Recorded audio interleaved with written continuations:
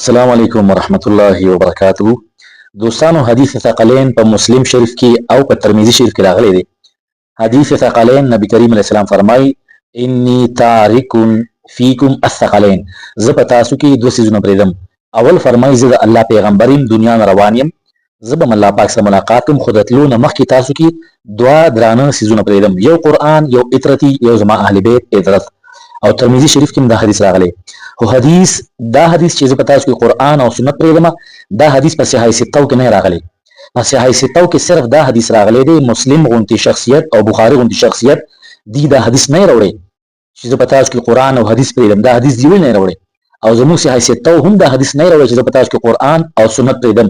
او اهل حدیث چې کوم مذهب دی دا مکمل په دې حدیث باندې ولاړ دی چې زه په تاسو باندې زه تاسو کې قرآن او سنت پرېږدم.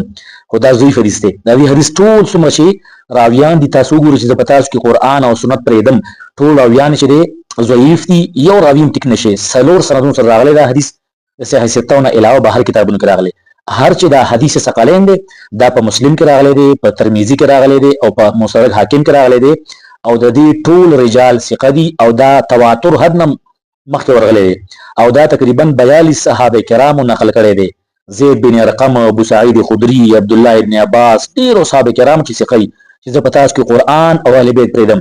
زما سنت خو څوک دا وایي، څوک چې ما سره سنت دی پیغمبر نه ما اخیستی، څوک چې ما اخیستی، خو پیغمبر ته پته وه دا خلک به زما اولاد سره دښمني کوي. نو هغه فرمایي چې زما اولاد سره به قرآن، زما د کور خلکو سره به قرآن، زه په تاسو کې قرآن او اهل بیت پرېږدم.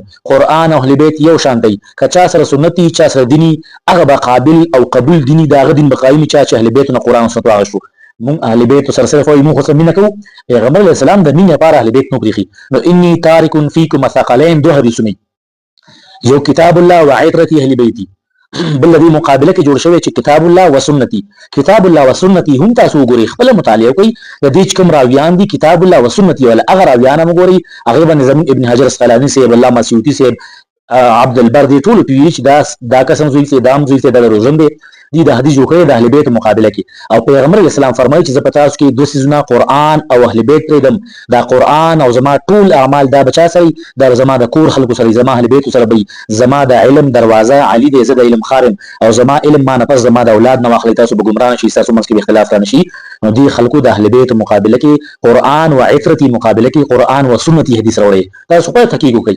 زما خبره کې دې غلطي، تاسو خپل تحقیق وکړئ. ما پورا دا کتلې دي چې قرآن او سنتي ولا حدیث او قرآن او عترتی ولا حدیث، قرآن او عترتی ولا حدیث په مسلم کې راغلي، ترمذی کې راغلي، دا صحیح سته زمونږه.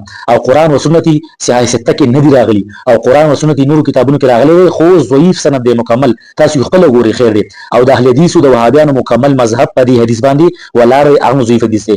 او اصل پیغمبر علیه السلام فرمایلی چې ما نه بعد قرآن او اهل بیت کوي، دا قرآن به زما اهل بیت سره. چې کله پیغمبر علیه السلام حیات نو قرآن کې الله پاک فرمایل چې لا تقدموا بین یدی الله ورسوله، تاسو الله او د رسول نه مخکواله مکوي. خو چې پیغمبر علیه السلام دنیا نه لاړ او رخصت کولو، رخصت نه مخکې چې لا تقدموهما فتهلكوا، زه خو لاړم قرآن سره خو مخکې زه الله پاک فرمایي چې لا تقدموا بین یدی الله ورسوله، تاسو الله او رسول نه مخکواله مکوي. خو سو قرآن پاتې شو او زه لاړم زه روان یم، لا تقدموهما، اوس قرآن سره اهل بیت پاتې شو. لا تقدموهما، تاسو قرآن او اهل بیت هما د دوه نه مخکواله مکوي فتهلكوا. نو د پیغمبر نه پس د پیغمبر په شان ته مقام د اهل بیت پیغمبر مقرر کو چې ما نه پس اهل بیت راټینګ کوي، قرآن تاسو بدینه کوي، د قرآن علم بدی سره، حکمت بدی سره، تر دې پور جابر بن حیان ابو لیسینا او کسان د امام جعفر صادق علیه السلام شاګردانو. تاسو امام جعفر صادق علیه السلام سټډي کوي، امام باقر علیه السلام، امام زین العابدین په کربلا کې 15 کاله ژوند دیو یا 23 کاله چې دی 23 کاله ژوند دیو. امام زین العابدین په کربلا کې د 23 سال یا د 25 سالو. بیا دغه امام باقر علیه السلام پیدا شو، امام باقر علیه السلام بیا امام جعفر صادق علیه السلام پیدا شو. امام جعفر صادق علیه السلام خپل نیکه سره امام زین العابدین سره 13 سال یا 15 سال ژوند تیر کړی دی، او خپل پلار سره باقر علیه السلام سره هغه د علم خزانه وا، هغه سره علوم، هغه وراسخون فی العلم، هغه پریخي دي اهل بیت ولا حدیث مونږ پټ کړی. مونږ په یو مدرسه کې دا حدیث چاته وونلو چې انی تارک فیکم ثقلین کتاب الله و عترتی، دا حدیث مو علماء پټي، والله بالله چې دا حدیث مو علماء پټي. سره د صحابه کرامو فضل بیانې، هغه کسان چې غي اهل بیت شهیدان کړو، اهل بیت نه سر کټ کړو، اهل بیت زهر ور کړو، اهل بیت هر یو بچی په هر میدان کې شهید کړی دی. ناغي فضل بیانوا دا دین دی، او د اهل بیت کوم فضل دا پټاوه دا اساس دین دی. الله تعالی هدایت کی او اهل بیت مبارک پیغمبر اسلام اخیری خطبه کې حدیث ویلې، حدیث ثقلین دا وګورئ، دا ټول مت لپاره پیغام دی، دا څوک پټي دا مسلمان نشپات کړي.